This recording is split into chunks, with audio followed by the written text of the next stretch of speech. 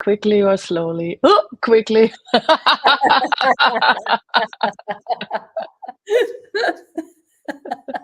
Excuse us while we just entertain ourselves. Exactly. At least we start. At least we start the conversation with a giggle and a smile. Always. Hello, Susie Godsey down in Sydney, New South Wales, Australia. Yes, hello, Viv Adcock down or up in Brisbane, or Queensland. not Brisbane, Noosa. Where are you? North of I'm in a Brisbane. tiny little place called Tingura, Queensland, Tingora, Australia. Yeah, Queensland. That's it, exactly. That was what I was looking at. I had the QLD in my head and I'm like, what does that stand for again? Oh yeah, yeah. Queensland. This So is what how bad I state am. yeah. What state of mind do animals invite us to be, Susie? Yeah, I think this is really a cool one because, so often we have this thing that when we're around animals, we really enjoy it. Most of us really enjoy hanging out with animals, and sometimes we wonder, what is that?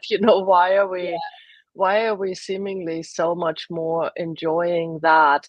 And to me, part of it is that they just don't have any judgments. They cannot come up with a judgment. They're not gonna wake up in the morning and look at you and say, "Hey, you didn't put on your makeup. You look terrible," or "Look at the clothes you're wearing. That's awful," or "Hey, you're late for work," or "Hey, you're late for feeding me."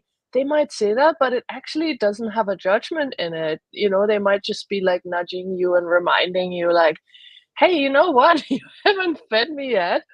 But even with that, there are no judgments. And I think that's the part where we sometimes just wonder, what is that? And to me, that's a big, big, big part of why animals are so much easier to hang out with than most people. And it's really cool because one of the latest discoveries with access consciousness at the moment, they're talking a lot about personality or being. Mhm. And I think somebody actually asked us, do animals have personalities? And I really looked at that and went, no, they might act differently with different people with their interactions, but I don't get they have a personality. So what being are they? I mean, how much it always marvels me when I see somebody that's not a dog person or not a cat person, and all of a sudden they've got a dog, coming up for a cuddle, or a cat jumps on their lap. I just enjoy the interaction of watching people who think they're not animal people and what the animal offers. And they're like, oh, get away type thing. But it's just, what is that animal presenting to them in that moment? What possibility? What energy, what invitation, what different way of functioning and being and engaging is that animal potentially offering that person? And it's so, it amuses me to see what comes up with people, not in an unkind way, but it's just, they just, for me, animals are constantly, they just want you to be you. They don't want you to be anybody else. They don't want any of you, I'm not good enough, or I'm not tall enough, or I'm not pretty, or I'm not rich enough, or I don't have a flash car, like you said. It's like there's no expectation in their world. There's no projection of you. They just be. Yeah. And the fun thing is, with horses, for example, I know there's a bit of a different relationship that we have with horses because we are basically a predator riding on the back of a horse, which is a really interesting concept to begin with, Mm. because any predator sitting on the back of a horse would usually want to eat the horse.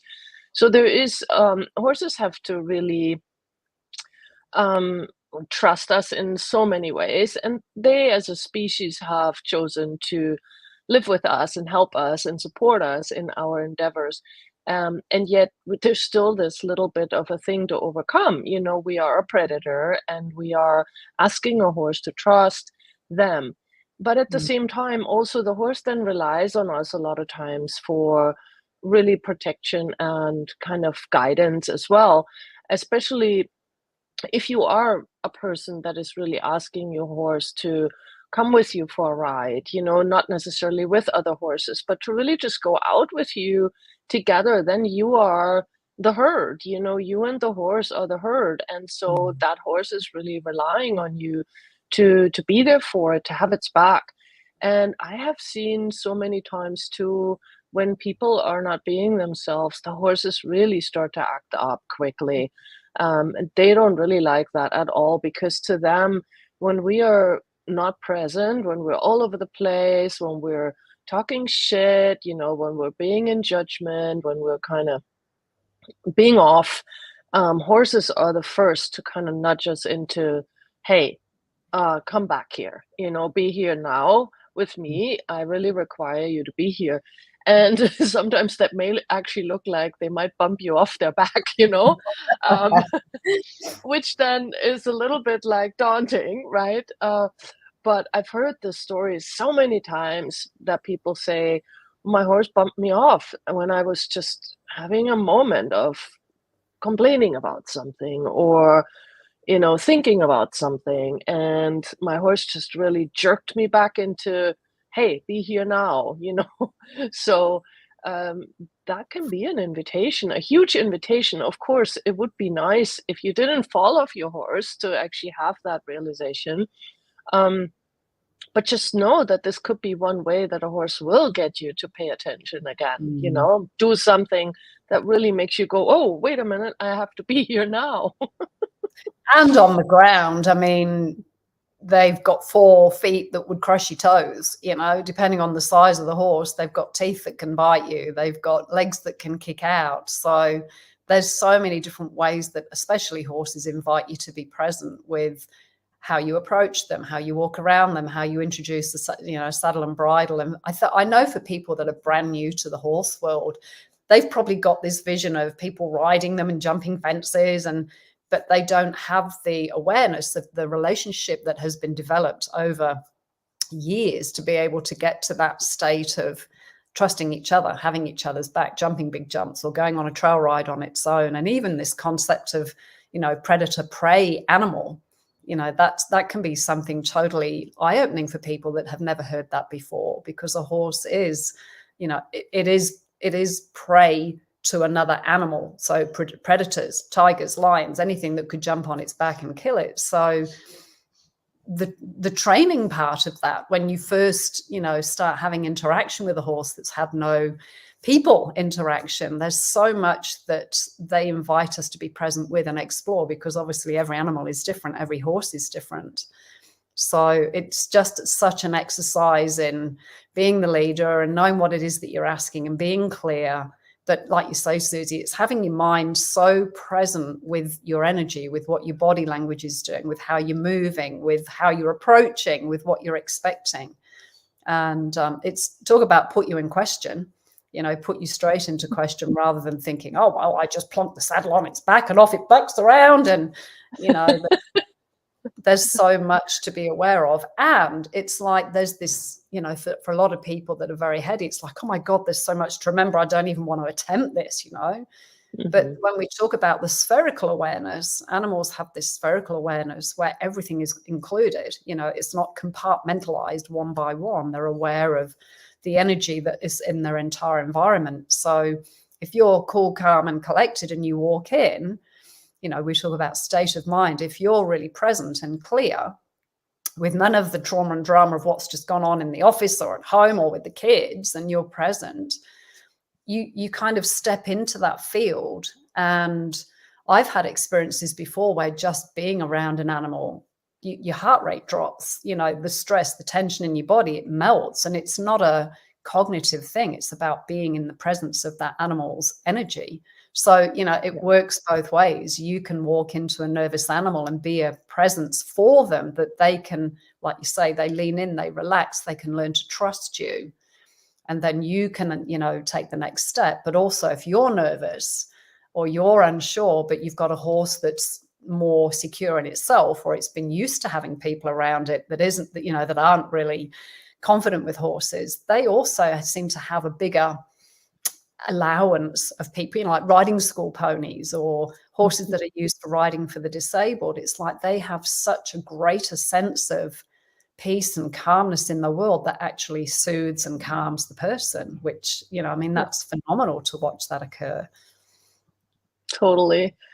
And we also have cool stories from people that get their bars run or that do bars exchanges. Bars is one of those tools of access consciousness that actually relaxes your mind in such a profound way where there has been measurements made that actually when you get your bars run, you have the same vibration in your brain as if you were meditating in a very deep state of meditation that some yogis don't even reach for many years. So the bars are also something that animals really enjoy. And we have so many people that have sent pictures with, running bars next to a horse field where the horses just stand there and nap. You might know that when you run your bars, your cat might want to lay on you or lie on your client, or your dog and your cats lay underneath the table and just chill. This is also where the animals feel way more in connection with us when we just don't have any thoughts in our heads, because the animals' thoughts are really not relevant. They don't quite get why we're so busy thinking all the time, because to them, being present is really more like the ticket. Being present is the ticket to survival, but also there isn't really much about other than that for them in a bigger way. And so when we're choosing that, it really becomes a space that they enjoy with us. So that I find also kind of cool to watch, that they start to gravitate more towards us when we are in less thought. So, and how can you achieve that kind of state of mind with them, even without getting your bars run, just really having that sense of like, oh, if I'm with my animal, how can I be with less thought in my head and really just be more chill, like you said before. Yeah, and again, the invitation, I was just remembering a time where I was running somebody who had cerebral palsy. She was in a wheelchair, and having cerebral palsy, she basically had the movement of her arms and a little bit of a head, but the rest of her body was paralyzed. And while I was running her bars, we'd had her chair, her wheelchair was reclined right back, and her cat jumped right on my lap and just purred the whole session. And I know that sense of purring, the vibration, the sound was actually contributing to the whole session. So, and then when I got on the table for somebody to run my bars, the cat jumped straight up onto me and just snuggled down between my legs. And same thing again, purring the whole time. So what contribution is that? You hear, the bird song. What does that change in your world when you hear the birds singing in the morning? Do you, oh, that's so beautiful. It's like, oh, bloody birds, shut up. It's... And it's this symbiotic relationship. They invite us to have a different state of mind. They invite us to be in a different state, and it's our choice and how much we're willing to receive as well. A lot of people go, I didn't even hear the birds. What birds? Right. Oh, wow. Okay. Yeah. Lovely. Another phenomenal conversation, Susie. So you're flying off to Costa Rica. Look, I wonder what kind of animals we can talk about from Costa Rica. And this is the other thing I love. Each continent, each country has its own unique set of animals. And what do those unique set of animals contribute to the earth, to the environment, to the spreading of seeds and the contribution they are to the land, let alone to the people. So I wonder what we could talk about with animals from Costa Rica, because they have some pretty exotic, very different animals in Costa Rica. They sure do. And before we do that, though, you have to come to another live with us next week, where I will be from New Mexico and Viv from Australia. And we're going to talk about dogs and eating human food. So that will be an interesting conversation. But then after that, yes, Costa Rica, please. Costa Rica. I'm happy to share some outdoor space with you guys and have some noises in the background for sure. I'd love to see a three-toed sloth, because I know they have three-toed sloths at Elgar. Okay, well, Viv, I will hunt for that. No pressure. So I'm just warming the audience for a couple more weeks, that's all. I'm being in a different state.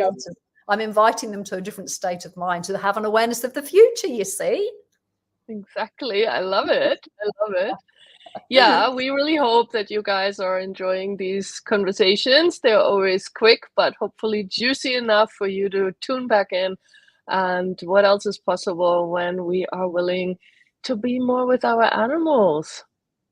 And if any of you out there in the animal kingdom, the world, the universe, have any particular topic that you would like to have discussed, or you'd like to contribute to Susie and I, please just pop it in the thread wherever you're watching this, whether it's Susie's YouTube channel, Talk to the Animals on the Facebook page, or Viv Adcock. Just let us know, contact us, and we'll pick that topic at some stage and maybe talk about something that would be of relevance to you. Yay. Thank you, Sounds Susie. wonderful. Thank you, Viv. See you soon. And bye, Bye. everybody.